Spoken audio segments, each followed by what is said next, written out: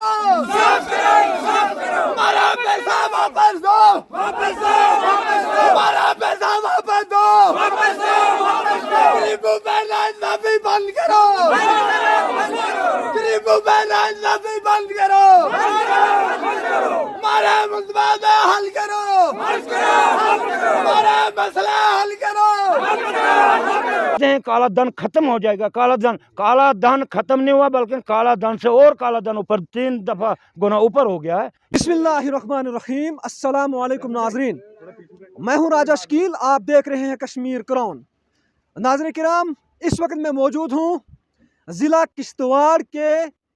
किश्तवाड़ की तहसील बांजवा के अंदर, और आप देख रहे हैं कि मेरे पीछे बहुत सारे लोग यहां पर जमा हुए हैं। बहरहाल हम इनसे बात करने की कोशिश करेंगे, आखिर ये आज रोड पर क्यों जमा हुए हैं, इनको आज रोड ब्लॉक क्यों करनी पड़ी। आखिर आप देख सकते हैं कि मेरे साथ बहुत सारे लोग, नौजवान, बुजुर्ग यहाँ पे मौजूद हैं। इनसे बात करने की कोशिश करूंगा।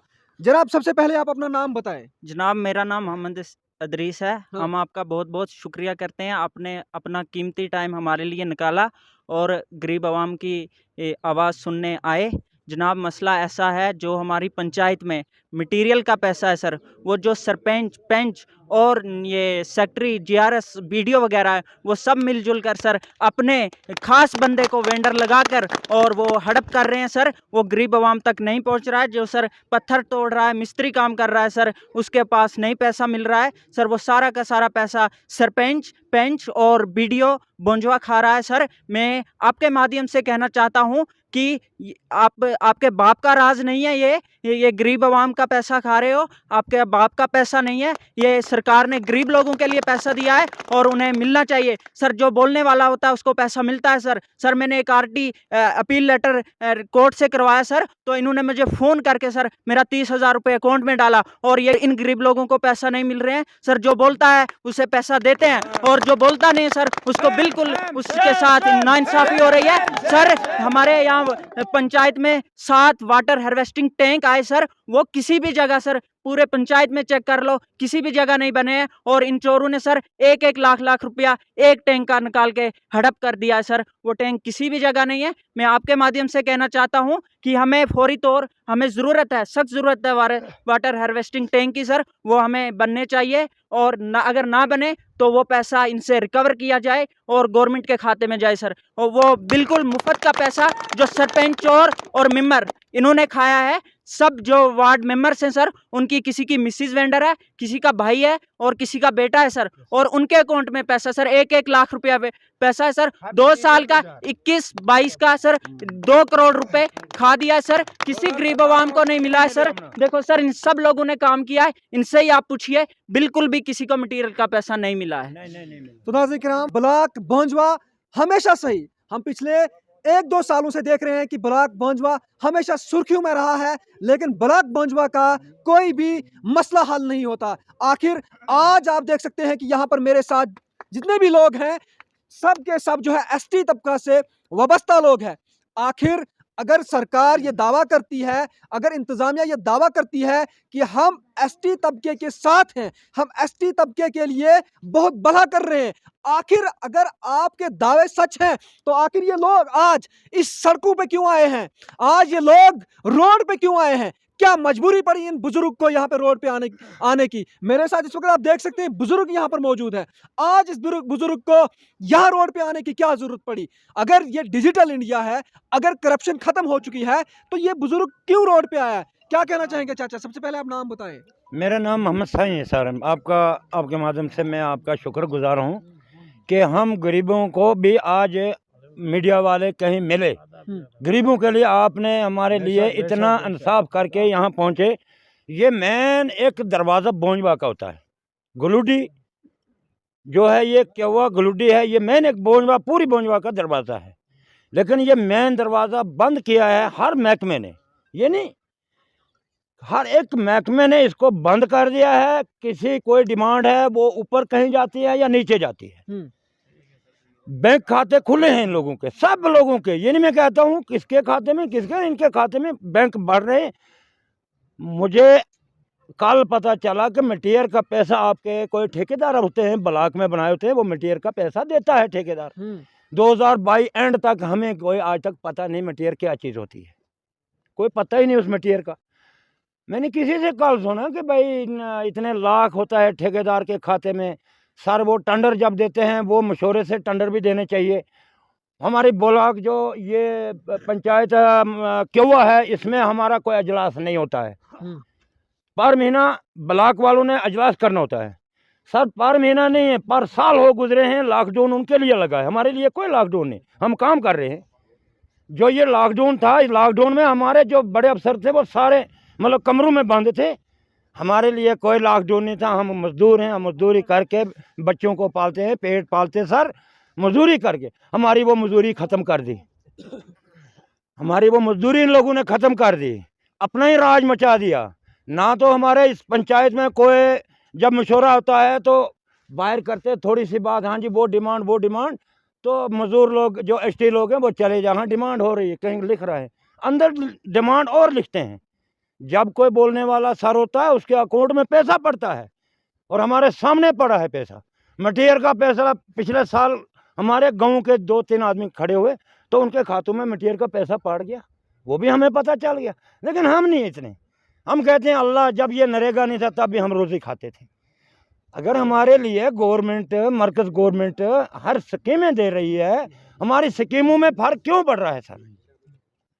सर हम तो पहले हमने सुना था, कहते हैं काला धन खत्म हो जाएगा। काला धन खत्म नहीं हुआ, बल्कि काला धन से और काला धन ऊपर 3 दफ़ा गुना ऊपर हो गया है। ये काला धन खत्म होने वाला नहीं है। चाचा जी आपकी उम्र कितनी है? मेरी उम्र है 59 साल। अच्छा जी सर। आपसे जानना चाहता हूँ कि इसके अलावा आपके यहाँ क्या क्या मुतालबात हैं?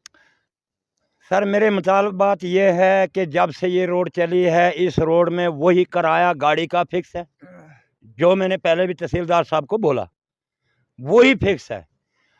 चाहे बड़ी बस पे चढ़ो तो 50 रुपया गुलूडी, छोटी गाड़ी पर चढ़ते हैं तो 60 रुपये या 70 रुपया गुलूडी। बिजली के हमने जब हमें कर्जा चढ़ गया सर, हमने बढ़ गया रहा बिजली का जो किराया था सर, हमने मुझे पड़ा सर, मुझे 14,000 बिजली का किराया फ्री में पड़ा। तो मैंने वो 14,000 दे के मैंने सर मीटर लिया था, उसका मैंने एफिडेविट गवर्नमेंट को दिया। उसके बावजूद जनाब आज मुझे 512 रुपया बिजली का वो बिल आ रहा है, मुझे मीटर लगा है सर। सर वहाँ रीडिंग चेक करो सर, मैं कोई किसी स्कीम को हीटर नहीं चलाता हूँ, कोई और स्कीम नहीं, बॉयलर नहीं मेरे पास, तो रीडिंग में क्यों मुझे 512 रुपया? मैं कौन सा मुलाजिम, मैं मजदूर आदमी हूँ सर। मैं यही बस मेरे हमारे ये मुतालबे, बस इससे आगे इंतजामिया से आपकी क्या दरख्वास्त रहेगी? मेरी इंतजामिया से ये दरख्वास्त है कि फौरी तौर ये जो हमारे मुतालबे हैं, डीसी साहब भी हमारे मुतालबे हल करें, एससी साहब हमारे मुतालबे हल करें, और बीडीओ ने क्या हमारा मुतालबा हल करना, या सेक्रेटरी JRS या कोई अकाउंटेंट हैं या कोई सरपंच खरपंच, मैं नहीं उनको जानता हूँ, उनको क्या जानना। हमारा ऑनलाइन सिस्टम होता है सर। अगर गवर्नमेंट दे रही पीछे से पैसा, ये लोग क्यों खा रहे हैं ऐसे बीच में ये पैसा क्यों गड़प कर रहे हैं? मटेरियल का पैसा ही नहीं देते हैं।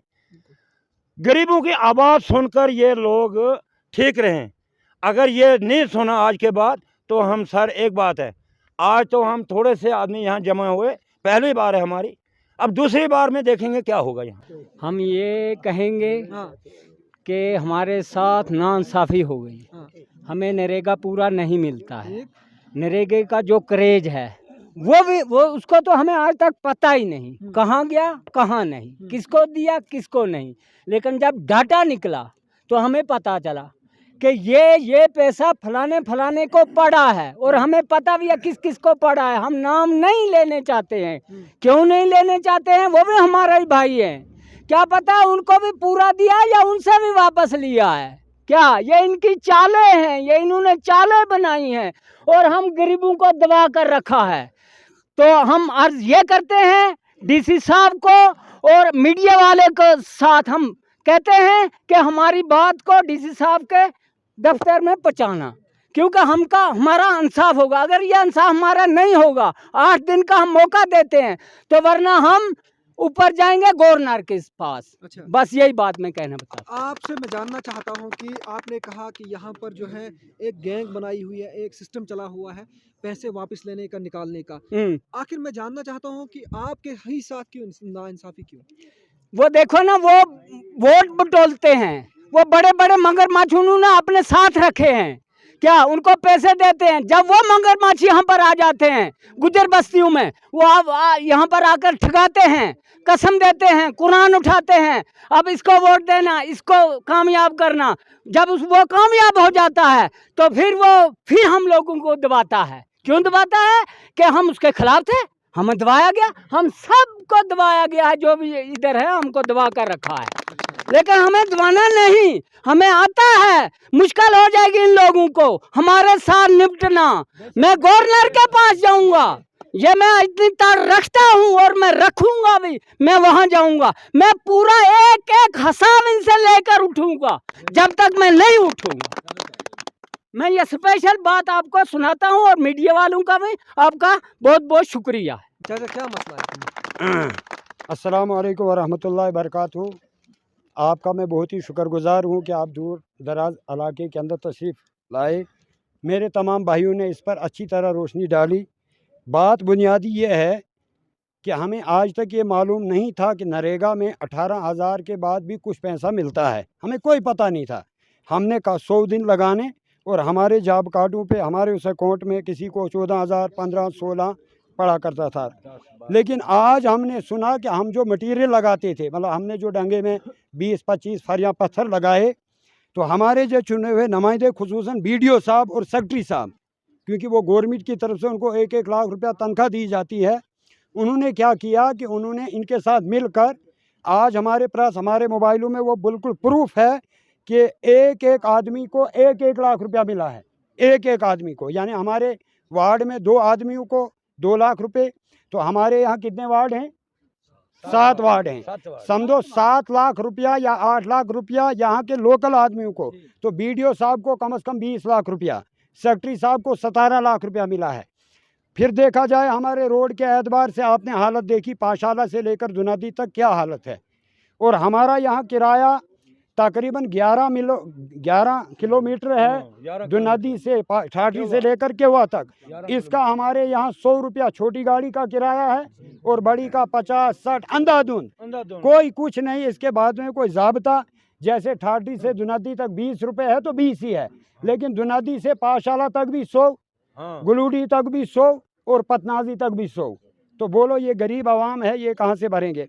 फिर बिजली के बारे में आपको बोलते हैं, यहाँ मेरा भाई है, ये मेरा मामा है, इसको 2 बिल आते हैं। क्या आते हैं? 2 बिल इसके नाम पर हैं। ये तहसीलदार साहब के पास गया, एप्लीकेशन भी मारक कराई, लेकिन इस बेचारे की कोई सुनवाई नहीं है। इसको आता 2 बिलों का 1 लाख रुपया बना था, वो इसने भरा, लेकिन माफ़ी तक मांगी कि हमारा ये बिल कैंसिल करा जाए, तो लेकिन डिपार्टमेंट उस पर बिजली 1 साल से काट दी गई है।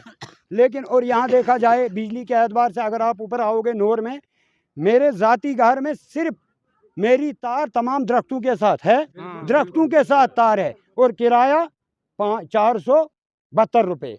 लेकिन हमारी आज तक, ये पहली बार मैं देखता हूँ कि बौंजवा में मीडिया आया है। हम आपके बहुत शुक्रगुजार हैं, लेकिन हमारी बात ये नहीं DC, अगर ये इसके बारे में 10 दिन तक बात नहीं हुई तो हम कोर्ट में जाएंगे, क्योंकि हमें मालूम नहीं है कि अगर हम DC साहब के पास जाएंगे तो ये चोर जाके वहाँ भी गुत्थी पहुँचाएंगे। लेकिन कोर्ट में, कोर्ट पैसा नहीं खाती है।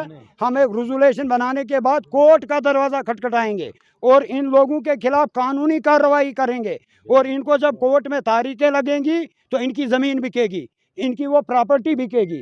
मैं कहता हूँ कि इनकी फिलहाल इनके अकाउंट को चेक किया जाए, फिलहाल इनकी प्रॉपर्टी को चेक किया जाए कि इनके पास है क्या। मसलन भाई साईं है, ये मेंबर रहा, इसके ये तो 2 कमरे नहीं बना सका, और हमारा जो यहाँ चुना हुआ नुमाइंदा है वो पहले होता 100 रुपये, आज उसके अकाउंट में 10 लाख 20 लाख, ये कहाँ से आया। इसलिए मुतालबा ये है नहीं, और घरों में, और उनके क्या है कि एक एक घरों में उनके 3-3 जॉब कार्ड हैं अपनों के, और हमारे यहाँ जो है। और एक और बात है कि कुछ लोग जो ज़मीनी सतह पर काम करते हैं उनको कम पैसा, कुछ मौजूद ही नहीं है, वो मतलब यहाँ है ही नहीं, कोई जम्मू है, कोई कहाँ है, उनके जॉब कार्डों में 20,000 रुपया। इसलिए आपसे मुतालबा है कि हमारी ये बात गवर्नर इंतज़ामिया तक, डीसी साहब तक। अगर 10 दिन हम देते हैं, अगर 10 दिन तक नहीं, हम जाकर कोर्ट केस करेंगे। क्या जी भाई? बहुत बहुत शुक्रिया, बहुत बहुत शुक्रिया। बहुत खुश हूँ कि हमारे इलाके में मीडिया आई है। हम पहली बार इस मीडिया का वेलकम करते हैं। इस पंचायत में मसला ये है कि जो मैं पहले तहसीलदार साहब के पास गया, उसने ऑफिस के लिए दरख्वास्त मार करके दी, और मैं ऑफिस में भी गया, और ऑफिस इलेक्ट्रिक बिजली वालों ने कुछ इस बात पे ध्यान नहीं दिया। मतलब बिजली वालों ने कोई ध्यान नहीं दिया, और बिजली काट दी गई। 2-3 साल से पहले बिजली काट दी गई। आप क्या काम करते हैं? अब मैं मजदूरी करता हूँ, और मैं बिल्कुल डिस्टर्ब हूँ, क्योंकि मेरे आईडी पे 2 कमरे हैं और 2-2 बिल आ रहे हैं, और बिल में भरता भी गया, मगर इन्होंने कुछ भी नहीं माना, और मैं दफ्तर में भी गया, और इस बिल पे इन्होंने अब क्या आपकी जो है अपील रहेगी? अब अपील ये है कि वो आप थोड़ा डीसी साहब से, गवर्नमेंट से मैं ये दरख्वास्त करता हूँ कि इस बात पे ध्यान दी जाए, और वो आएँ, वो उधर गाँव में उधर थोड़ा देखें क्या मसला है, क्या नहीं है। अगर हम झूठ बोलेंगे, हमारे ऊपर कानूनी कार्रवाई की जाए। अगर वो डिपार्टमेंट वाले झूठ कर रहे हैं, उनके ऊपर कानूनी कार्रवाई की जाए। बहुत बहुत शुक्रिया। तुझे गम है यार अपना, तुझे गम है यार अपना, मुझे गम है दूसरों का। तुझे गम है यार अपना, मुझे गम है दूसरों का। तेरे सामने नशेमंद, मेरे सामने चमन है। नाज़रीन किराम, आज जो लोग यहाँ मेरे साथ आप देख रहे हैं, सब के सब लोग मजदूर तबके से हैं। सब के सब लोग आप देख सकते हैं कि किस तरह से बेबस, बेहाल हो चुके हैं, और इंतज़ामिया के ऊपर इल्ज़ामात लगाए जा रहे हैं, सरकार के ऊपर इल्ज़ामात लगाए जा रहे हैं। क्योंकि अगर सरकार हो, इंतज़ामिया हो, वो दावा करती है इन लोगों की भलाई के लिए, तो इनके मसले हल क्यों नहीं होते हैं? ये सबसे बड़ा सवाल यहाँ पर है। आप देख सकते हैं कि ज़िला किश्तवाड़ के अंदर जो है, आज जो डीसी साहब है, एक नौजवान ऑफिसर वहाँ पे है, काम लोगों की भलाई के लिए काम कर रहे हैं, लेकिन आज वो मेरी इस आवाज़ को सुन रहे होंगे, इन लोगों की आवाज़ को सुन रहे होंगे कि ये लोग कितना बेबस हो चुके हैं, कितना मायूस हो चुके हैं।